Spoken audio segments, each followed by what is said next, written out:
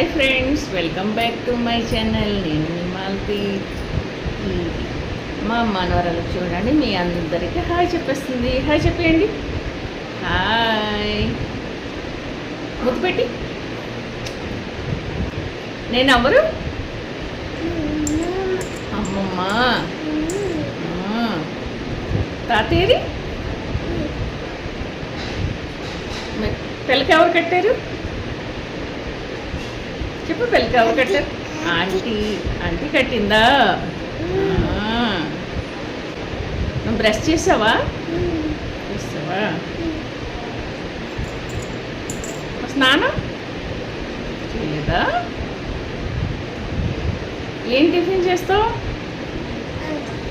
ఆమె చేస్తావా?